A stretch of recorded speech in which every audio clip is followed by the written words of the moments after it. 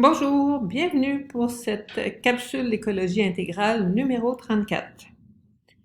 À l'occasion de la Journée internationale des travailleuses et des travailleurs et aussi de la fête de Saint-Joseph Charpentier, qui ont lieu toutes les deux le 1er mai, l'Assemblée des évêques catholiques du Québec, fidèle à ses bonnes habitudes, nous propose son message du 1er mai. Vous pouvez le trouver sur le site de l'Assemblée des évêques du Québec.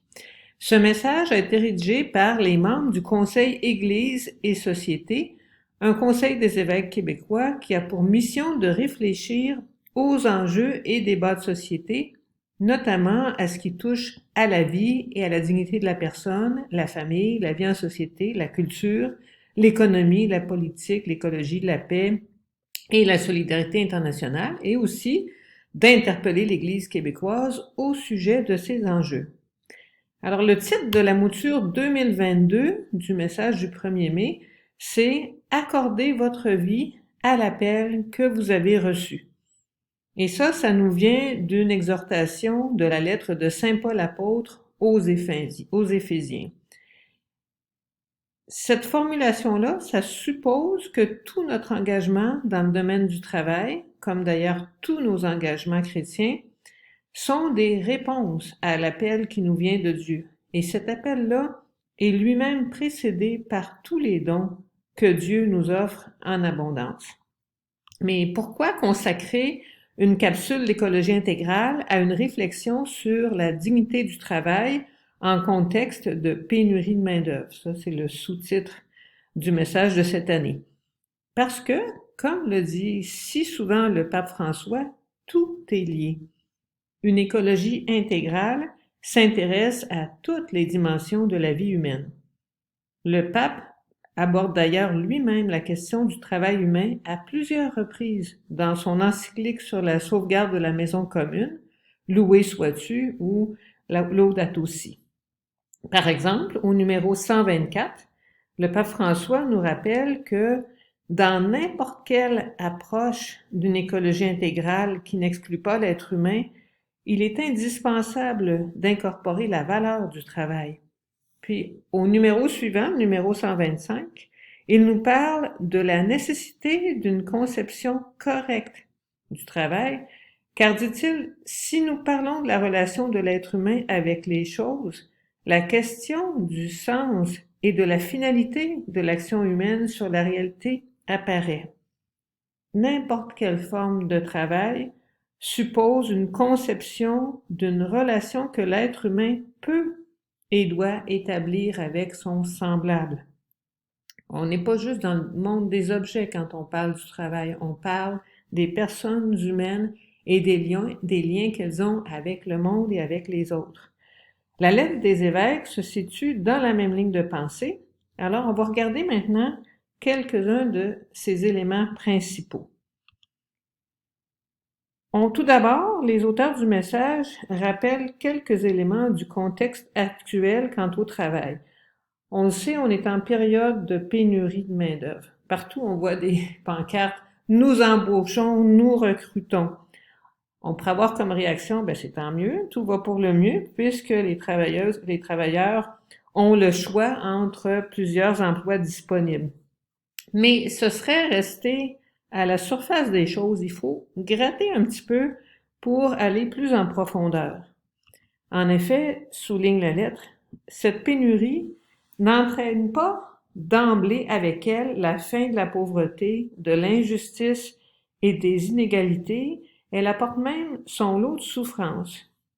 Et la lettre se poursuit en disant « En nous appelant à placer l'amour de Dieu et l'amour du prochain au cœur de notre vie, l'amour de Dieu, l'amour du prochain, là, c'est les deux sources de l'Évangile, les deux filons qui reviennent constamment dans l'Évangile et aussi dans l'enseignement social de l'Église. Alors ça nous aide à identifier les attitudes à adopter et les gestes à poser face à cette situation d'injustice et de souffrance qui perdure. Et c'est bien là que veut nous amener la lettre, le message des évêques. Identifier les attitudes et les gestes à poser pour ensuite effectivement les poser. Mais avoir une attitude ajustée et poser les bons gestes. Ça demande tout d'abord de faire une analyse de la situation et c'est ce que fait la lettre. Donc, dans un premier temps, les causes de la pénurie sont pointées. C'est complexe, mais on peut mentionner entre autres le vieillissement de la population, le virage numérique, cette chère pandémie de COVID-19, mais aussi le peu d'attrait des emplois dont les salaires sont peu élevés et qui riment souvent avec des conditions de travail difficiles. Ensuite, le message présente une vision chrétienne du travail. C'est une vision qui se situe dans le droit fil de l'enseignement social de l'Église depuis, plus d'un siècle. De nombreuses encycliques et bien d'autres documents ont en effet insisté sur les liens entre le travail et la dignité humaine et aussi sur le sens du travail. Alors, aux yeux des évêques du Québec, le travail, c'est pas comme une simple marchandise ou un élément impersonnel de l'organisation productive, mais c'est plutôt un droit et un devoir qui comporte une importante dimension sociale. Le travail humain a pour but la croissance de la personne humaine et il constitue une expression essentielle de toute personne créée à l'image et à la ressemblance de Dieu. Donc, en parlant de cette image, de cette ressemblance de Dieu, on retourne au fondement de la dignité de toute personne. En ce sens, la réponse à la pénurie de main-d'œuvre doit proposer d'humaniser le travail. Humaniser le travail. D'ailleurs, toute notre vie chrétienne conduit à humaniser le monde, nous rendre nous-mêmes plus humains. Puis, le document des évêques pointe le fait que des inégalités persistent, en particulier envers les femmes, qui sont présentes d'une manière très importante dans le secteur de l'éducation et le secteur de la santé, des secteurs où les conditions sont difficiles et qui sont pas nécessairement rémunérés autant que des secteurs très technologiques. Le message du 1er mai poursuit aussi en faisant valoir que toute la question du travail en contexte de pénurie, c'est à la fois un enjeu global et local.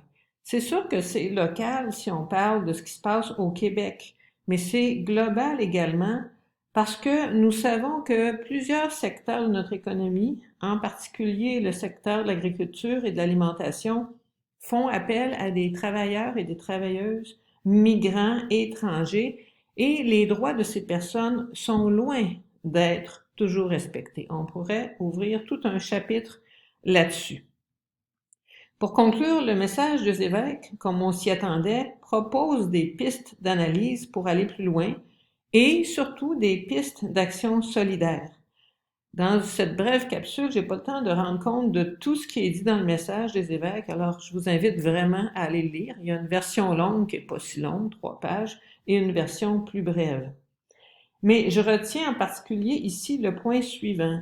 Il faut arrêter de voir les problèmes liés au travail comme des problèmes individuels qui dépendent des choix plus ou moins judicieux des individus.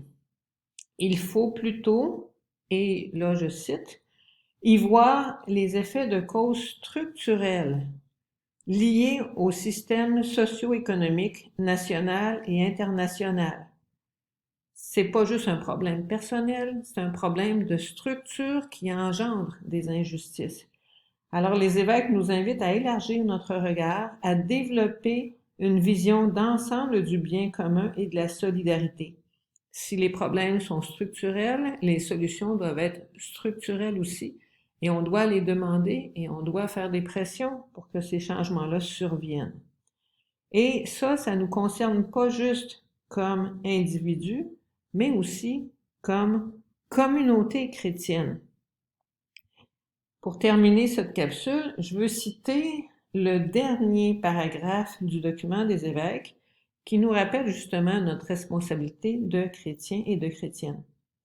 En tant que chrétiennes et chrétiens animés par une spiritualité du travail qui répond à l'appel de l'amour de Dieu et de l'amour du prochain, nous sommes toujours appelés à veiller à ce que la dignité du travail et la dignité de chaque personne soient respectées en identifiant et en dénonçant les formes nouvelles de pauvreté qui caractérisent notre contexte.